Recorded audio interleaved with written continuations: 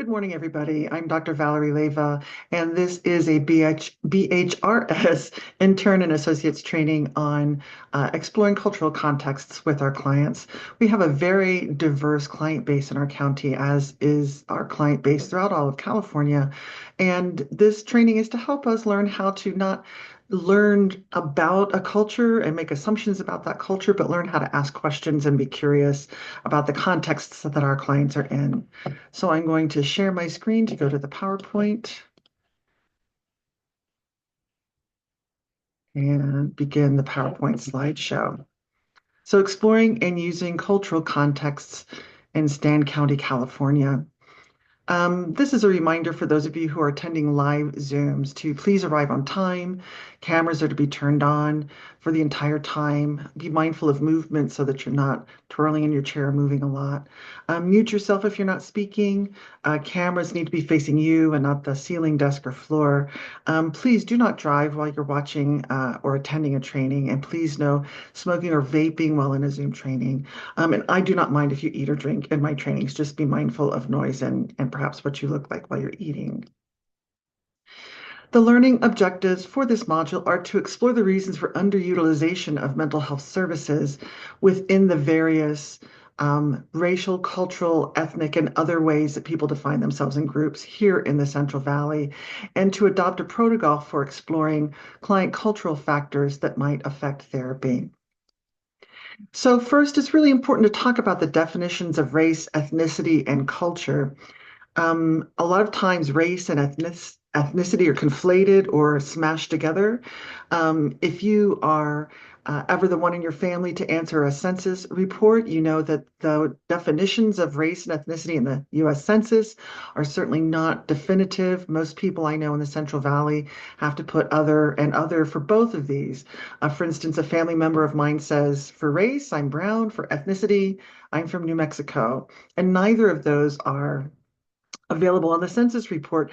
And that just tells us that race and ethnicity is much more variated than one would think when one is doing research. So race is a concept used to describe a group of people who share physical characteristics. And so this is how people are grouped together based on what they look like and what their physical characteristics are.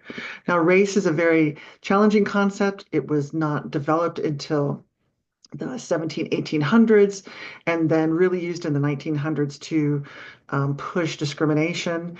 And so we have these categories that we're stuck with because they're the ones that are used. But just know that one's race is a sensitive topic. And so always ask a person, how do they identify?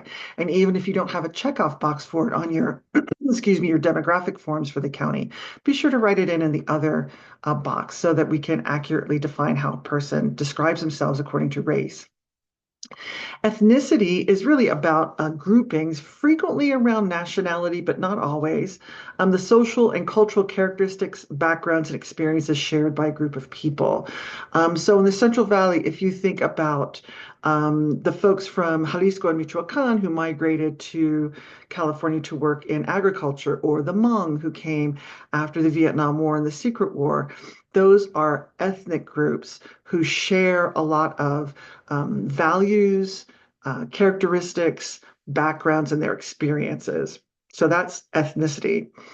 And then culture is not defined by people or groups of people, but it really is a way of life. So it's our beliefs, our spirituality, our religion, our institutions, the language we speak, arts, frequently passed down from generation to generation, but not necessarily grouped according to race or ethnicity. So I like to think about it as all the characteristics that make us who we are as a group of people. So those are the basic definitions that we'll be using today. Excuse me.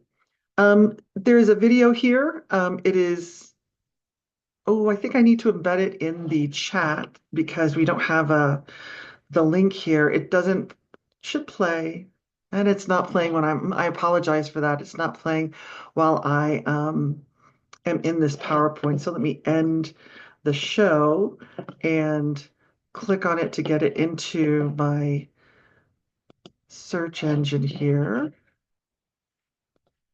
There we go. I'm still learning how to embed videos in PowerPoints, and for some reason, this one isn't working today. So what I'm going to do when this email goes out for you regarding looking at this video, that you can have the embedded video links because there's two videos. So this video really is from a medical perspective, and it really is a good 3 to 5 minute video on concepts of cultural competence or culturally sensitive care.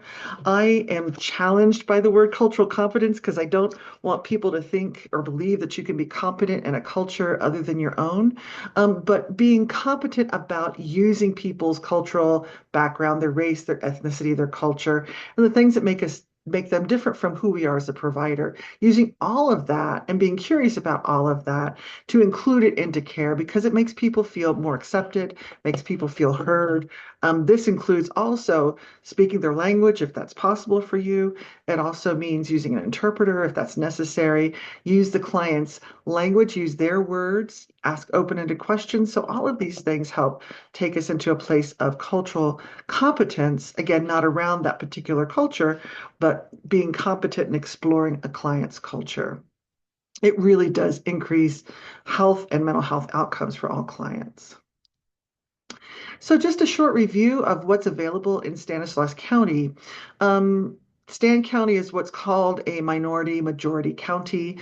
According to the 2022 census figures, the inter-census questionnaires that are sent out in each county.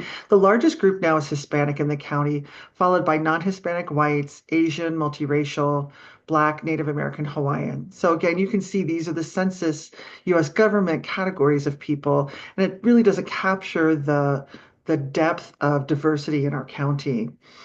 Um, the thing that I tend to look at is what are the languages spoken. So you can see languages spoken at home in Stan County include Spanish, Arabic, Assyrian, Farsi, Punjabi, et cetera, et cetera. Quite a number of languages that are spoken in our county. And so this presents us with some challenges for utilization of behavioral health services.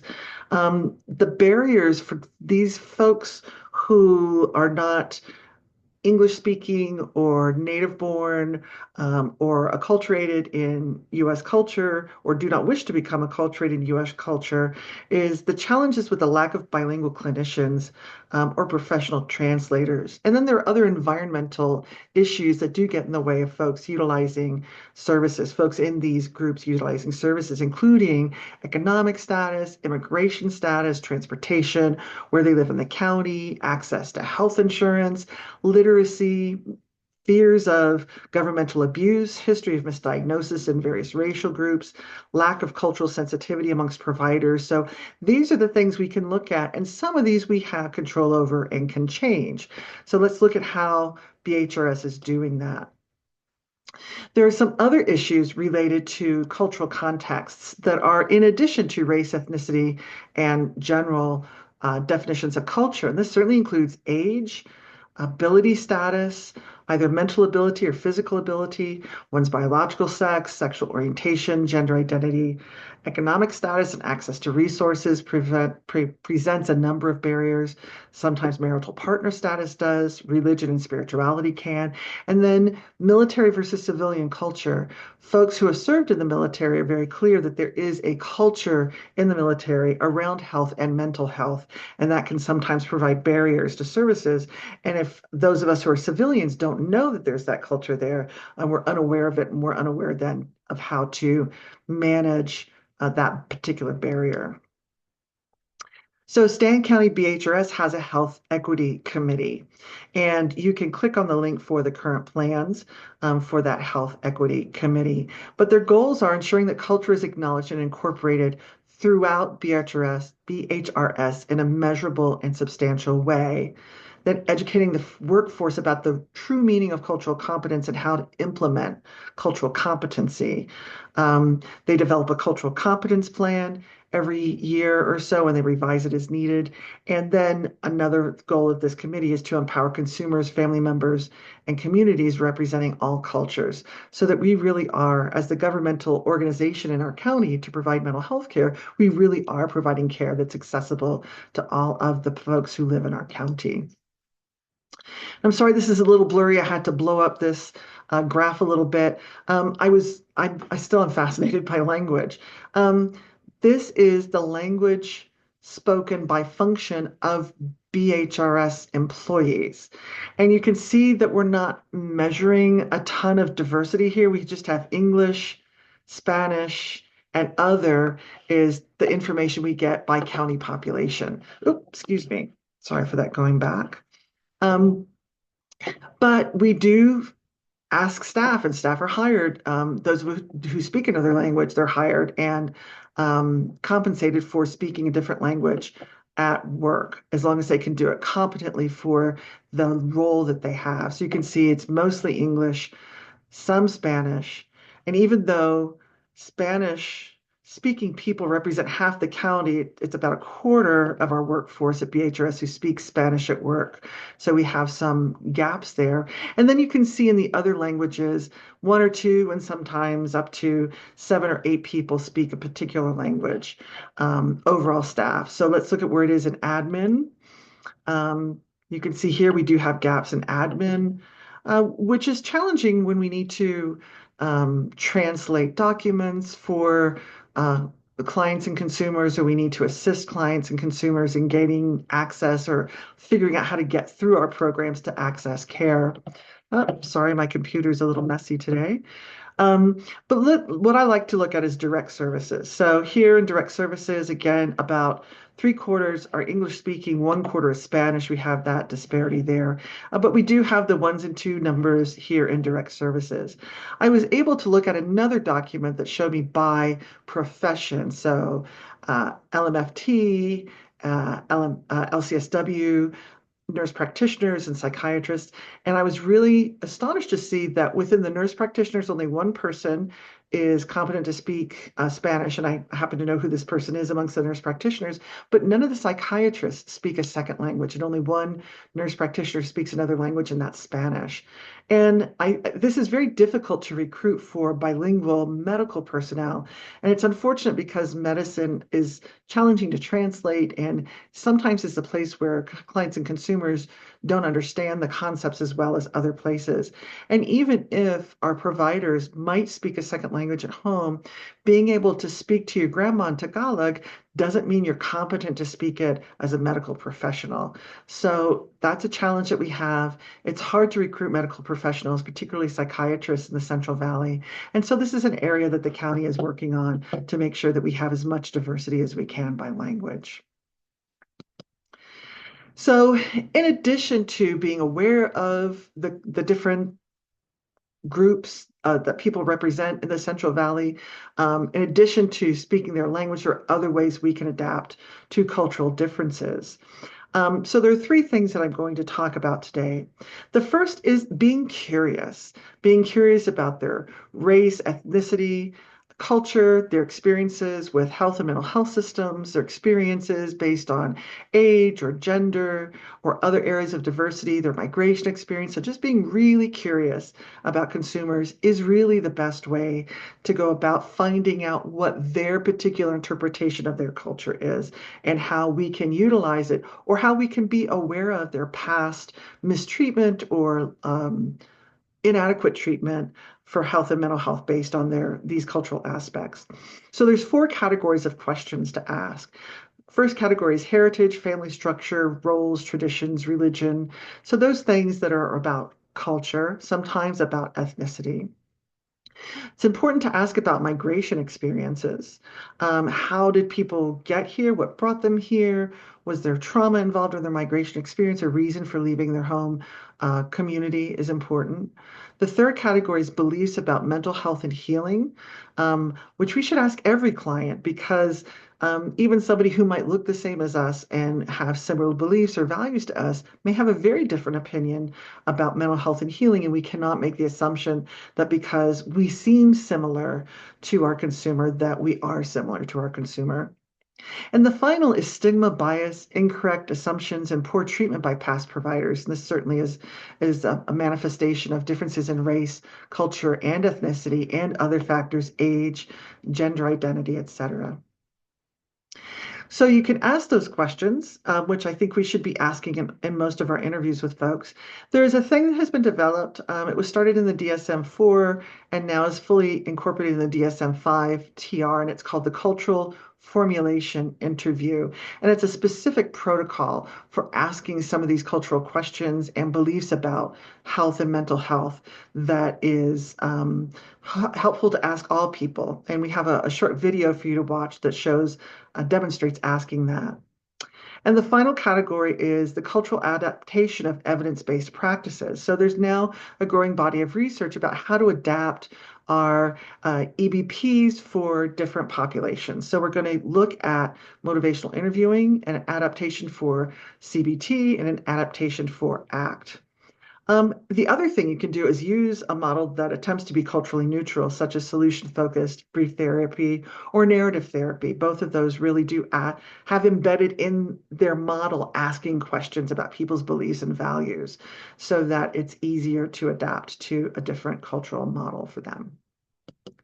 So looking at the questions to ask in counseling sessions. And as you go through each of these categories, I'd like you to think about what are follow-up questions that you might ask to these. In the live training, I asked each group to come up with 5 follow-up questions. And I'll be emailing that to everybody who gets access to this video as well so that you have it. But as you're thinking through heritage, family structure and roles, traditions, religion, and even your own, aspects of these particular factors. What was your experience growing up in your family and how has this impacted your view of family and parenting? It's a good question to ask everybody who comes in through children's services or who comes in stating that they have a family issue or relationship issue. It's important to incorporate traditions and celebrations or rituals that families participate in. I know social work, my profession, has shied away in the past from asking spiritual or religious beliefs so that we didn't bias ourselves in that way. But it's part of clients' lives. And so we need to ask people, what's important to you and what's not, and how does it impact your day-to-day life? And then for many cultures, sibling order or marital status or who you're married to in the family, such as are you the first daughter-in-law, or are you the second daughter, or are you married to the eldest son? You have specific roles in the family, particularly around rituals and celebrations. So it's important to ask that as well, and how that might affect one's mental health or mental status. So asking these heritage, family structure, and roles, tradition, religion questions are important. The next category is migration. How and when did folks come to live in the US or come to live in the Central Valley if they left from another part of the United States? In what ways did this experience affect your health and mental well-being? Frequently, there's a trauma experience involved in migration, and any of you who have moved know that just moving even from one state or one community to another is disjointing, it's disorienting. You don't know where the good grocery store is or where the laundromat or the dry cleaner is. And so it takes a time of adjustment. So it's important to ask these questions, asking clients if they have moved, if this is a new community for them, and how they adjusted to that, or if they migrated from another country or another community due to economic issues or war or poverty or civil unrest. The third set of questions to ask is about beliefs about mental health and healing. And these have a huge effect on individuals. We talked a couple of weeks ago about change factors, and one of the things that accounts for 15% of change is hope and expectation. So it's important to know what people believe about health and mental health because it affects their expectations. So it's important to talk about the stigma or the enthusiasm that one's culture might have for mental health care. It's usually the stigma and bias. But who do people turn to for help? Is it a community elder? Is it a religious figure? Is it another family member? So you might need to find out who that person is and incorporate that person into CFTs or some other way with permission of the client, because that person might have the power to say it's okay for you to be in counseling. So how do different cultures or different groups cope with anxiety, sadness, or other troubles? And what were the messages given to you about mental health, particularly those who served in the military? What were the messages given to you in your unit and as you discharged from the military? What were the messages given to you about mental health and how have they changed over time? So asking questions about these beliefs and attitudes are important. And finally, it's important to explore with the client the stigma, bias, and assumptions that they have been subjected to, that they might believe in. In what ways have you been treated poorly because of your ethnicity, race, or beliefs? What incorrect assumptions have providers made about you and your family in a way that's caused harm? Has anyone given you a diagnosis that you believe was influenced by aspects of your identity? Women are more likely to be diagnosed with borderline personality disorder. Men are more likely to be diagnosed with antisocial behavioral issues. Um, Black men are more likely to be diagnosed with schizophrenia, presenting with the same symptoms as white men who end up getting diagnosed with bipolar disorder with psychotic features. So there's bias in there, and it's important to ask from the perspective of the consumer if they have believed they've experienced that bias. And then I make a general apology. I'm so sorry you were treated that way, and ask what information is important for me to know that's going to avoid this for you in the future? What bias or assumptions should I be aware of that previous providers have made about you that you want to be clear with me are not true? So that's a really helpful way to get through it and start this conversation about bias and difference and stigma and assumptions.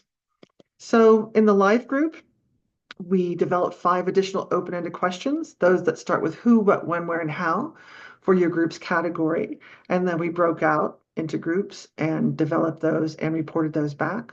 I recommend that you think of follow-up questions that are specific to the folks that you work with in the language that you speak with the community that you work with, based on those 4 categories that we have here. After we did this, we had a report out. And then we moved on to the DSM-5 cultural formulation interview. So the link at the bottom of this page takes you to the outline of the cultural formulation interview. It's about 3 pages, and it looks at the different categories that one needs to address. So we need to talk to the client or consumer about their issues from specific perspectives. Is there a cultural definition of their problem that they're coming to us for? What are the cultural perceptions of the cause, context of the problem, and what support do they receive for it? What is the role of their cultural identity? And again, culture here is a very broad definition. It can include age, biological sex, gender, birth order, who they're married to, what their role is in their family. And then look at cultural factors affecting self-coping and past help-seeking behaviors. So how did culture prevent them from accessing service or promote them to access service? And then look at, again, at the last bullet point, cultural factors affecting current help-seeking behaviors. So these are the aspects of the DSM-5 cultural formulation interview. And I really recommend that you just take a look at the overview of that using the link at the bottom. Oops, sorry. My computer has a will of its own. And then watch this video. And again, when we link this to everyone, I will give you a link for the video. But when you watch this video, I want you to look at how the doctor shapes the interview with this particular consumer. And what is one thing the doctor does to accommodate the client's culture? We put that in the chat. We saw many, many things this doctor did to accommodate the client's culture. Oh, sorry about that again. Oops, my goodness. Here we go. Wow. So there are many things the doctor did to accommodate the client's culture, and these are practices that we should adopt as well. So again, we'll put a link to that when we send out the video. Now, there are adaptations for evidence-based practices for cultural differences, and the goal is to align the language, culture, context, content of the intervention with the client's cultural practices and values. And evidence-based practices that have cultural adaptations include trauma-focused CBT that we're going to go over here today, motivational interviewing, and acceptance and commitment therapy. And there are many others that are being studied to see if the cultural adaptations make a difference in the outcomes of the counseling for individuals. So for trauma-focused cognitive behavioral therapy, in the resources page at the end, I've listed links to all of these articles so that you can access them as well. So trauma-focused CBT is an evidence-based treatment using cognitive restructuring to reduce the impacts of trauma on children and adults. And cognitive restructuring includes ways that we think about and conceptualize trauma, or think about anything really. It's about our cognitive schemas of the world, how we think about the world. And the way we think about trauma experiences is highly affected by culture. And so there have been multiple double-blind studies showing that adapting to the client's culture significantly decreases their psychological distress. So listed underneath these large blue uh, captions are details of what you can do. Um, Obviously, we need to address different cultural beliefs about psychological phenomena. We need to have a common language that we're speaking. Um, the clinician needs to be sensitive about the fit between these causal explanations and local cultural worldview. So if you have a culture or a group who believes that um, God is responsible, their particular God is responsible for everything that happens to them, you're going to have to adapt trauma-focused CBT to that particular worldview in order for it to be effective for that particular client. Um, it's also important to not discredit spiritual experiences when using CBT, and also to use culturally relevant stories, metaphors, and examples to illustrate or provide rationale for intervention strategies and techniques. And that's going to be true for all of the models that we look at. So think about these and think about ways you can adopt some of these practices to adapt trauma-focused CBT to your clientele. Motivational interviewing is widely used. This is a client-centered counseling model designed to use the client's motivation to increase their readiness for change. I looked at two studies, or a study that looked at two groups, Latinx Americans and Native Americans. Obviously, the best thing is to match the therapist with client culture and language, but that's not always possible. What's important is to acknowledge clients' cultural values, include cultural aspects of their experience. And when we talk about Hispanic or Latinx culture, or whatever words you use to describe it, it's a huge, huge group of people who vary widely within this group. They're from different continents, different backgrounds, different mix of cultures and indigenous folks and different practices and religious or not religious. So we can't make any assumptions about this particular group. But it's really important to find out from the person sitting in front of you what aspects of their culture are important to them to incorporate into treatment. Same thing for Native Americans, a very large group of people that have some similarities, but a lot of differences from group to group. So this is one of the cultures that you work with where you have to disclose more about yourself than you would in other cultures. There are some Southeast Asian cultures as well where it's important for you to disclose who you are, who you're related to, where you come from, what your experience is, and make it much more transparent about who you are when working with this population. It's important for Native Americans to put the culture conversation on the table. Just acknowledge it and let's talk about it. And let's talk about the cultural differences and acknowledge the historical traumas that have been experienced by this group. The other thing is, with many cultures, incorporate their stories of myths and spirituality and practices and community festivals and celebrations into treatment in order to make it useful and relevant to clients in that culture. So the final therapy model that we're going to look at is acceptance and commitment therapy. And I looked at an article that had adapted it for a Latina population, a population of Latina moms with children with autism. So the overall goal of acceptance and commitment therapy, or ACT, is to increase psychological flexibility so that we experience less distress over emotions in challenging situations. And I've listed here the 6 main activities, but the one I work on a lot is values and diffusion. So defusing the person from their emotional experience so that they're not just believing that it's a difference between believing that you are angry or the belief that you are experiencing anger, right? So if you believe you are angry, you fused with it, you are that emotion. If you believe that you experience anger, you can talk about it differently and kind of separate yourself from it. So ACT uses a ton of metaphors to convey concepts. Some include the sushi train, gloom and doom radio, leaves on a stream, taking a bus. Well, these metaphors come from white Euro American culture. And so you might have to modify these metaphors for the participants' culture and use imagery that's consistent with the participants' religious practices. It's also helpful to validate the participants' culture. And the values consistent with their culture when using ACT. So, not making any assumptions about their values and not discrediting any of their values, but learning to incorporate them into treatment. So those are the three evidence-based practices that have been adapted for cultural differences. What is one thing you can do this week to increase your use of culturally sensitive practices and be as specific as possible? So think that through and perhaps write it down for yourself or put it in your notes in your phone so you can be mindful of it. As you are going through some of these evidence-based practices, here are the resources that I discussed. I want to thank you for attending this training. Again, we'll send links for the videos and the films that are embedded in the videos, and I hope you all have a good week. Thank you very much and have a good day.